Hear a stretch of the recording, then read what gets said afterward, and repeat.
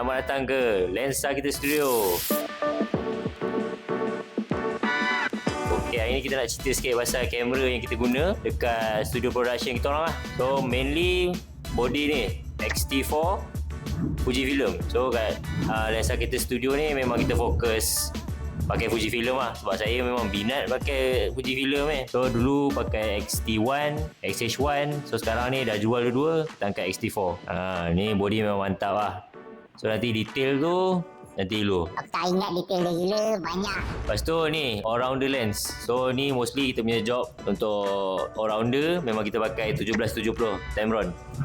So Tamron 1770 ni nak cakap dengan kau, daripada sebesar-besar 17mm sampai ke 70mm kita boleh shoot f2.8. So light dia constant. Cuma problem dia sikit kat sini, bila kau zoom, fokus dia akan lari. So f2.8 walaupun dia f2.8, kalau kau zoom, fokus dia akan lari. So dia tak stay kat satu tempat lah. Tapi untuk setting shot, aku punya kegunaan dengan studio ni punya kegunaan, bagi aku it's a good purchase lah for anyone yang nak start buat production sendiri. Another one, kita punya Fujifilm XF 55-200. So yang ni memang untuk zoom. So sebab kita orang punya production selalu buat shoot running. So waktu event running ke, marathon ke apa ke, ni lah barrel dia punya panjang.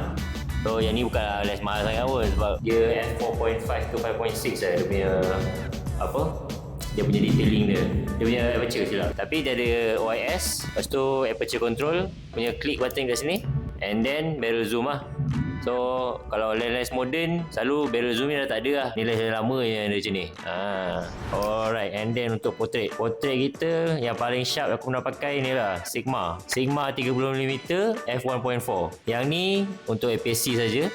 Detailing padu, sharp gila babi. Lepas tu reliable lah, focusing dia tak pernah bleeding. So okay lah, ni antara one of the best sell lens yang aku nak pakai, best prime lens aku lah. And then the last one adalah 16mm f1.2 by Sure. So Sure lens ni yang menarik dia sebab dia boleh jual lens 60mm ni murah lah, tapi f1.2. So super low light memang mantap. Problem dia bleeding dia sikit lah kalau korang buat video ke apa. Tapi ada that gambar kalau night time, cerita memang cerah bumi, cerah matahari silap. Bumi dah cerah dah gila. And then last one kita nak cakap pasal filter lah. So filter thread kita pakai Diffusion Black Mist. Yang ni untuk 30mm, kecil sikit, aku sumbat atas ni je.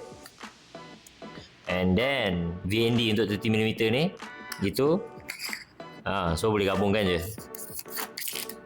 Ya Allah, baik tak jatuh.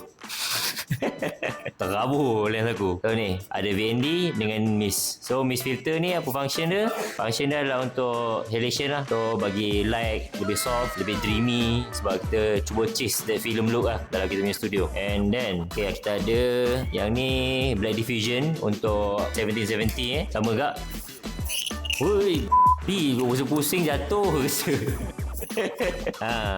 So kalau shoot wedding ke, food ke, kalau korang nampak dreamy dan nampak lebih light, tak terlalu serius, so pakai lah Black Diffusion ni. So banyak filem pun pakai kat Black Diffusion ni untuk achieve that look. Yang ni CPL, dia nama Athabasca. Kenapa pakai Athabasca? Sebab dah time nak beli KNS habis. So brother tu cakap, abang kat ni bang Athabasca, saya pun nak cepat punya pasal, ambil akut. So sekarang dah melekat. Lens track dia besar sikit, aku tak bawa aku punya step up dengan step down, tapi boleh step down lah. So, boleh connectkan je. And then apa lagi filter kau ada? Ni VND lah last. VND untuk 1770 yang ni.